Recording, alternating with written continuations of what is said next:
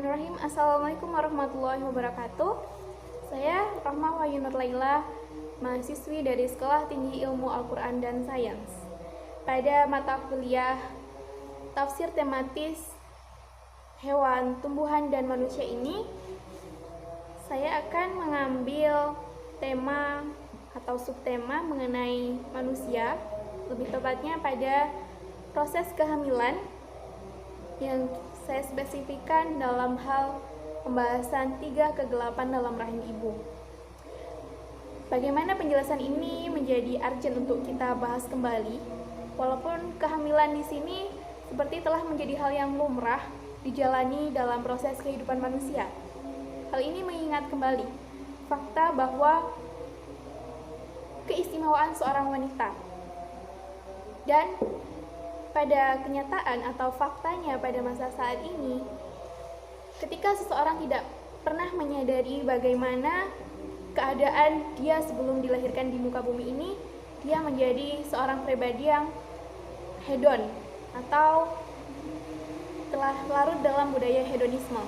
Untuk ini saya di sini akan kembali sama-sama mengulas, membangun pre-consciousness, kesadaran bersama mengenai apa sih 3 masa kegelapan yang ada dan terjadi pada rahim seorang ibu, yang dikatakan bahwa rahim wanita itu adalah tempat yang kokoh dan cocok untuk perkembangan embrio atau janin sebelum dia dilahirkan ke dunia. Dan pada kesempatan kali ini kita akan melihat perkembangan embrio atau 3 lapisan dalam rahim ini, yang jika dalam masa modern ini telah diketahui bahwa 3 lapisan ini bisa disebut dengan lapisan amnion atau lapisan yang mengandung cairan, sehingga memungkinkan janin ini ketika berkembang bisa berenang dalam rahim ibu. Kemudian yang kedua adalah lapisan membran korion, dan yang ketiga lapisan membran desidua, yang mana bisa kita bayangkan seandainya dalam jangka waktu 9 bulan atau dalam masa kehamilan yang tidak singkat ini, janin berada dalam perut atau rahim ibu tanpa lapisan apapun dan mendapat guncangan selama 9 bulan, apakah kira-kira kehidupan yang di dalamnya ini bisa berkembang dengan baik tanpa gangguan? Untuk itu Allah SWT telah menjelaskan dalam firman-Nya, Quran surat ke-39, tepatnya surah Az-Zumar ayat ke-6, mengenai penciptaan manusia dalam 3 kegelapan ini. Lalu tentang 3 kegelapan ini, selain juga dikorelasikan dalam ilmu medis tentang 3 lapisan tadi, juga 3 kegelapan ini diperkirakan adalah 3 tahapan. 3 tahapan lainnya dalam proses kehamilan. Yang pertama adalah tahapan tuba falopi, yang mana tuba falopi ini adalah salah satu dari saluran ovum yang memanjang dari indung telur ke rahim, yang fungsinya untuk menghantarkan sel telur dari indung telur menuju ke rahimnya. Setelah dibuahi, sel telur ini kemudian melebur dan memasuki tuba falopi tadi. Dan selama perjalanan ini, zigot atau calon janin ini mengalami pembelahan diri. Kemudian pada tahapan kedua adalah dinding rahim, di mana pada tahapan ini adalah menempelnya embrio pada dinding rahim. Dan hal ini juga nanti akan kita temui selaras dalam salah satu penafsiran yang mengatakan bahwasannya ada fase di mana dalam fase embrio ini satu hal ini akan menempel pada rahim ibu. Kemudian pada tahap yang ketiga adalah kantong amnion. Dan yang terjadi pada kantong amnion ini adalah yang seperti yang disebutkan tadi, berisi cairan untuk memungkinkan janin ini bisa terus bergerak dalam perut ibu. Dan sebagaimana yang kita tahu bahwasanya janin dalam proses kehamilan ini mengalami perputaran sampai waktu dia dilahirkan. Hal ini bertujuan untuk meratakan panas yang ada dalam perut ibu, sehingga jika diperkirakan dalam ilmu medis, panas yang stabil dalam rahim seorang ibu ini adalah sebesar 31 derajat Celcius. Kemudian, sebagaimana yang telah saya sebutkan sebelumnya, bahwasanya yang menjadi fokus dalam pembahasan ini adalah mengenai 3 kegelapan dalam rahim ibu dalam proses kehamilan. Dimana seperti yang telah kita ketahui, rahim ibu sebagai tempat berkembangnya embrio atau janin selama kehamilan itu berlangsung. Dan di sini kita akan merujuk kepada sumber-sumber utama, yakni Al-Quran, yang tentunya dengan penjelasan tafsir. Beberapa penjelasan tafsir di sini yang akan disampaikan ada 5 kitab tafsir nantinya, dan 2 kitab tafsir yang pertama kita ambil langsung dari pemaknaan Dhulumatis Thalas dalam kitab berbasis bahasa Arab untuk mengetahui secara pasti tafsiran dari Dhulumatis Thalas ini sendiri. Yang pertama dari kitab Taisir, di sini tepatnya pada potongan ayat yang berbunyi yahlukukum fi butuni ummahatikum halqan mim ba'di khalqin. Ditafsirkan ay turun ba'da turin wa antum fi halin la yaddu mahlukun tamassukum wala ainun tanduru ilaikum wa huwa qad robakum fi dalikal makani dayikin fi dhulumatis thalas dhulumatul batni summa dhulumatur rahimi summa dhulumatul masyimah. Nah, seperti yang telah disebutkan sebelumnya juga, di tafsir Taisir ini sendiri secara jelas juga disebutkan bahwa proses penciptaan manusia ini atau embrionik ini bermula pada tempat yang sempit. Yang dimaksudkan sempit di sini adalah rahim ibu, yang mana ketika proses tersebut tidak ada seorang manusia pun yang dapat melihat pada embrio itu. Kemudian fi dhulumatis thalas yang dimaksud di sini adalah kegelapan dari perut ibu, kemudian rahimnya, kemudian kegelapan dari ari-ari atau plasenta, selubung daripada embrio itu sendiri. Kemudian dalam tafsir Mafatih Al-Ghaib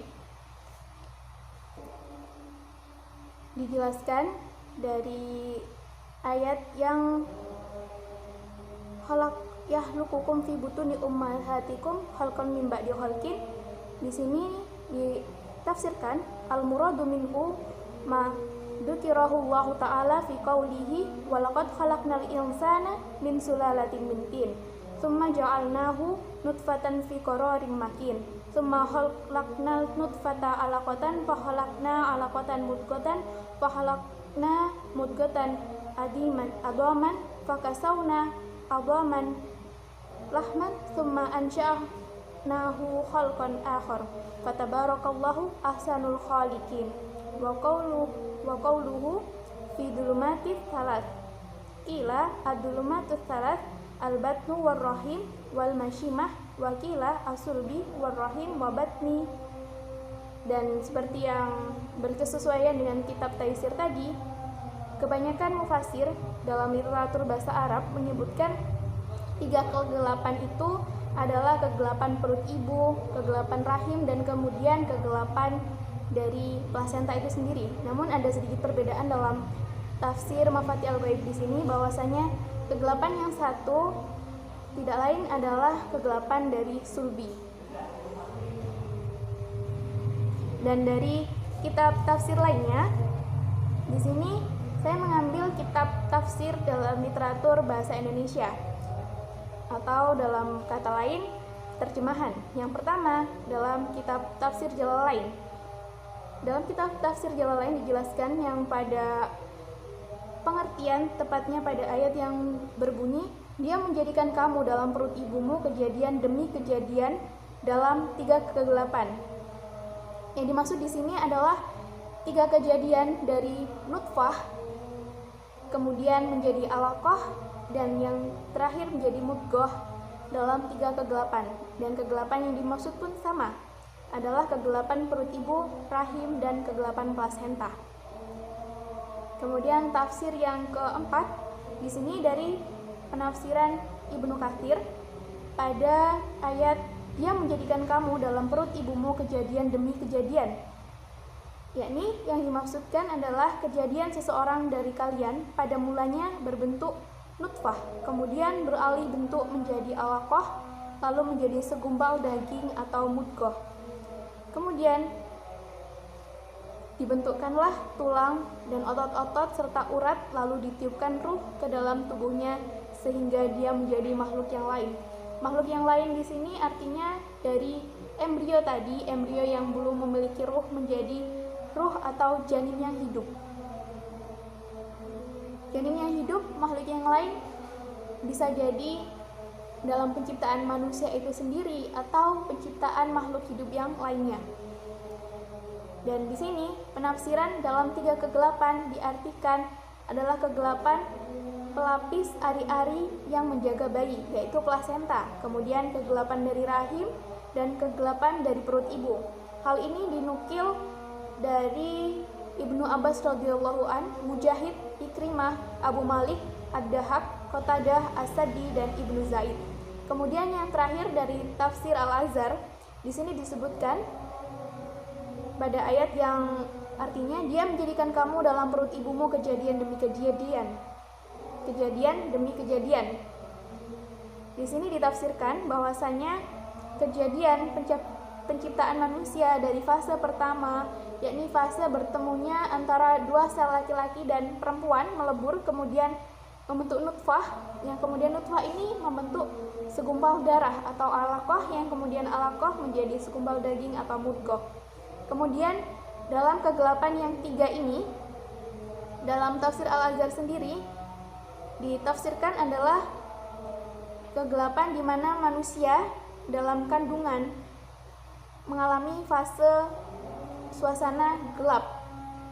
Suasana gelap itu sendiri sama, gelapnya rahim, gelapnya keluntun, bahasa dari hamka atau yang dimaksud adalah plasenta, dan gelap perut ibu itu sendiri. Kemudian ditambah lagi penjelasan mengenai meskipun keadaan telah berubah 3 kali, namun masih tetap 3 lapis selama belum mencapai proses kelahiran.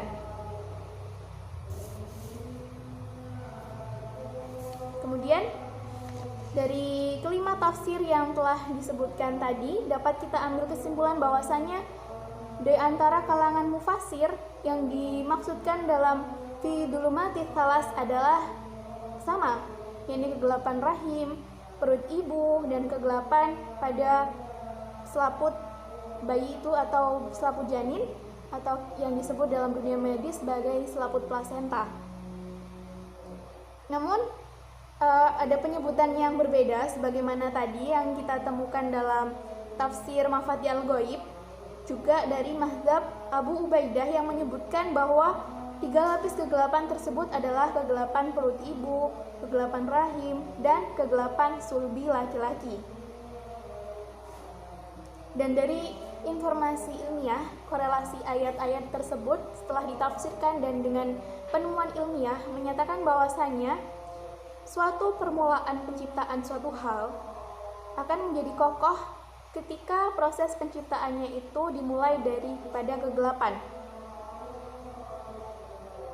Sesuatu atau sebut saja di sini adalah misalnya embrio sebagai hal permulaan penciptaan tidak akan bisa hidup secara langsung di bawah sinar matahari karena akan mengakibatkan embrio ini menjadi kering atau bahkan mati.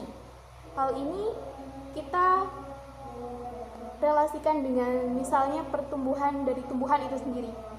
Dari fase tumbuhan ini menjadi biji, baik itu kita memanfaatkan media tanam apapun, kebanyakan biji-bijian ini kita harus meletakkan pada tanah yang gelap. Baru kemudian setelah beberapa proses dalam kegelapan, tumbuhan ini mampu tumbuh bertunas dan baru bisa bertatapan langsung dengan sinar matahari.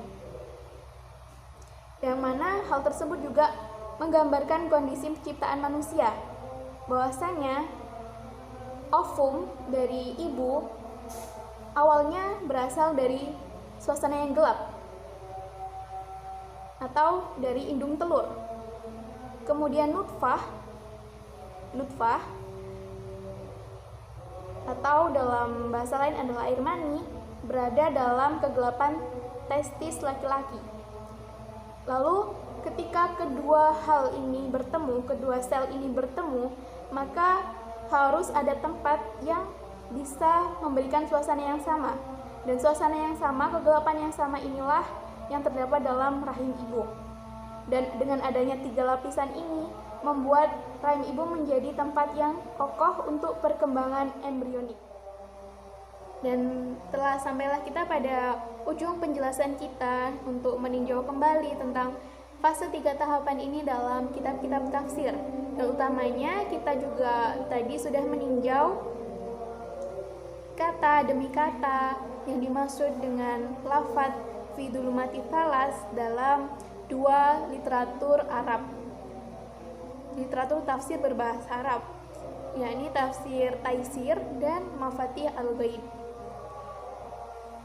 Dengan telah kita ketahui korelasi antara pentingnya ada fase kegelapan dalam proses kehamilan sebagaimana yang disebutkan dalam Al-Quran dan telah dijelaskan tadi pentingnya dalam dunia medis untuk kelangsungan manusia dalam penciptaan permulaan pertamanya hingga dia bisa lahir untuk menghadapi dunia yang terang di muka bumi ini.